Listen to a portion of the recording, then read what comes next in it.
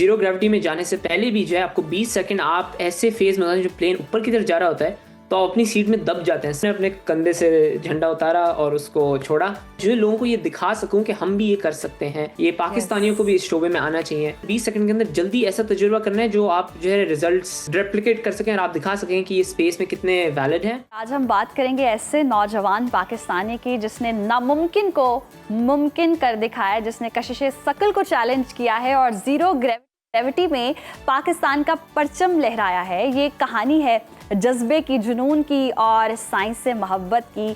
एक ऐसा ख्वाब जो स्कूल की किताबों से शुरू हुआ और आखिरकार सितारों तक जा पहुंचा।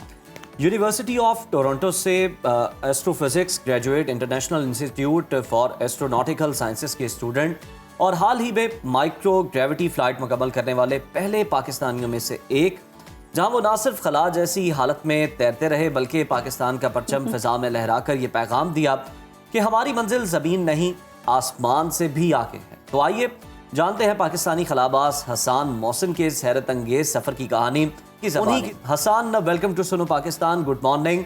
सबसे पहले तो हमारी जानिब से आपको बहुत बहुत कंग्रेचुलेशंस। पाकिस्तान का परचम खलाज और फ़ज़ा में लहराना यकीनन एक तारीख़ी लम्हा है। हम ये जानना चाहेंगे कि जब आपने पहली बार वज़न से आज़ाद होकर यानी माइक्रो ग्रेविटी में ख़ुद को फ्री फ्लोट करते देखा तो उस लम्हे आपके दिल में क्या एहसास था? अस्सलाम वालेकुम। बिल्कुल, वो तो बहुत एक शौक का मोमेंट था। उस वक्त तो कुछ समझ नहीं आ रही थी। पहले जो 2-3 सेकंड होते हैं इतना अजीब महसूस होता है आपको, क्योंकि आप एकदम झटके से अपनी सीट से बाहर आते हैं, आहिस्ता से ट्रांजिशन नहीं होती। और जीरो ग्रेविटी में जाने से पहले भी जो है आपको 20 सेकंड आप ऐसे फेज में होता है जो प्लेन ऊपर की तरफ जा रहा होता है तो आप अपनी सीट में दब जाते हैं, सांस लेना मुश्किल हो जाता है। तो एकदम जब झटके से आप उड़ के बाहर आते हैं तो पहले 2 सेकंड तो मेरे हाथ कांप रहे थे, लेकिन मैंने पहले से सोचा हुआ था कि मैं तब यकीन मानूंगा कि मैं जीरो ग्रेविटी में हूँ जब झंडा तैरते हुए मैं देखूंगा हवा में।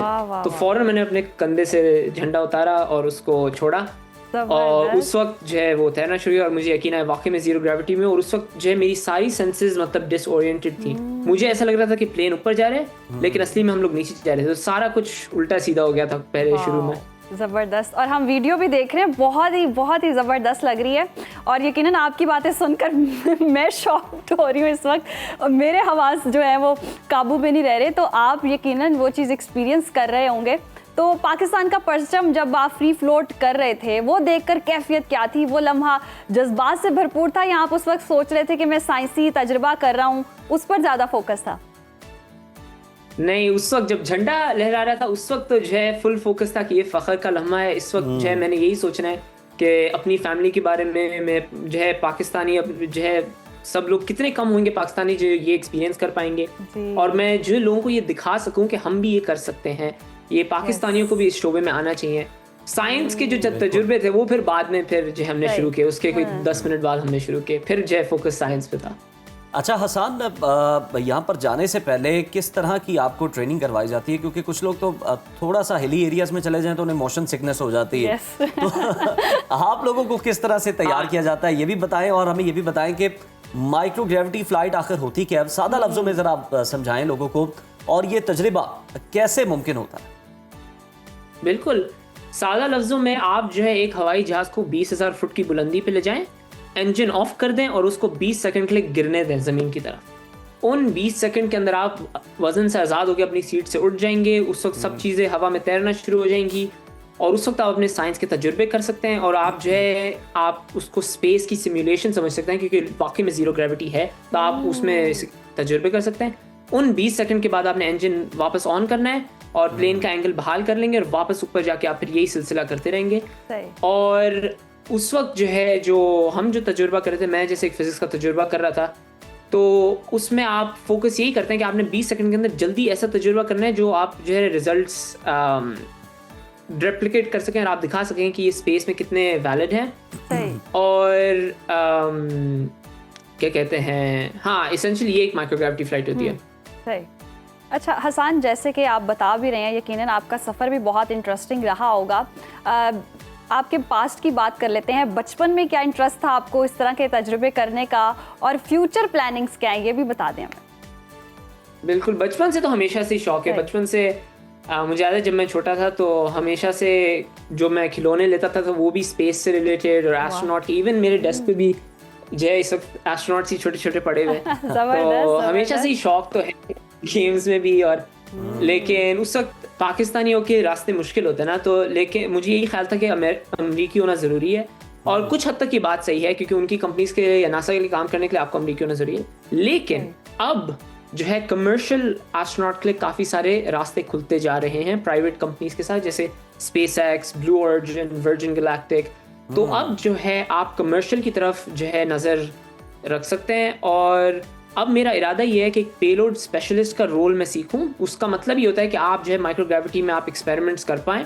और जो पहला पाकिस्तानी अभी चाइनीज स्पेस स्टेशन पे जाएगा सुपारको और पाकिस्तान एयरफोर्स के साथ, वो भी पेलोड स्पेशलिस्ट का ही रोल सीखेगा। तो इसीलिए मैंने माइक्रोग्रेविटी फ्लाइट की।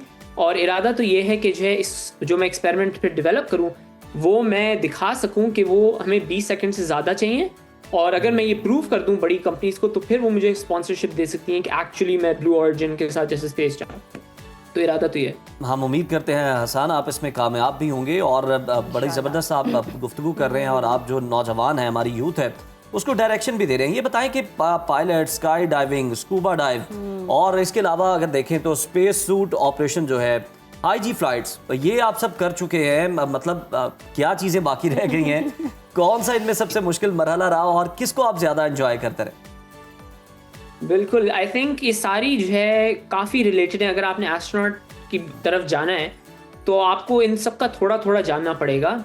और इनमें से सबसे मुश्किल है हाई जी फ्लाइट, क्योंकि उसमें आप जो है जितनी ज़मीन पे ग्रेविटी होती है उससे कई गुना ज़्यादा ग्रेविटी की फोर्स आप फील करेंगे। वही मरहला होता है जिसमें आप अपनी सीट में दब जाते हैं, सांस लेना इंतहाई मुश्किल हो जाता है। तो जब आपने पूछा था कि माइक्रोग्रेविटी फ्लाइट के लिए हम कैसे तैयारी करते हैं, ट्रेनिंग क्या होती है उसके लिए, तो दैट्स एग्जैक्टली इट कि हाई जी फ्लाइट आपको सिखाती है कि जब आप सांस ना ले पाएँ और आप जो है बहुत ऊंची हाइट पे हैं और आपने तेज़ प्लेन को टर्न करना है तो कैसे आप उसको मैनूवर कर सकते हैं। उसके लिए अपने ब्रीदिंग टेक्निक्स होती हैं तो वो सिखाई जाती हैं और वो सबसे मुश्किल है। लेकिन अगर आपने दूसरी जैसे स्पेस सूट के अंदर आपने जाना है तो उसके लिए आपको थोड़ी सी स्कूबा डाइविंग की नॉलेज और एक्सपीरियंस चाहिए।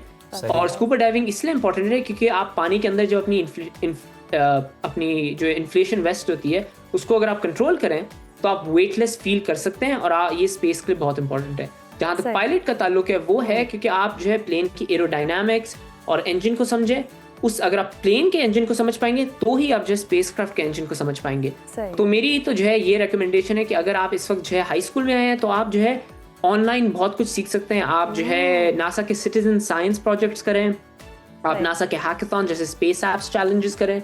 अगर आप यूनिवर्सिटी लेवल पे हैं तो आप जो है इन डिमांड जैसे aerospace engineering, electrical mechanical engineering, अगर आपको डायरेक्ट फील्ड में जाना है, अगर आप रिसर्च कर रहे हैं तो आप एस्ट्रोनॉमी साइड पे भी जा सकते हैं। और अगर आप जो है ऑलरेडी ग्रेजुएट और आप जैसे लॉयर या किसी और फील्ड में तो think about integrating it with space, क्योंकि स्पेस लॉ जैसे बहुत बड़ा भी फील्ड होने वाला है। क्योंकि हमें ऐसी पॉलिसी चाहिए कि कोई एक कंट्री जो है चांद पे कब्जा ना कर ले। तो इस तरह हमें हर तरह का फील्ड चाहिए।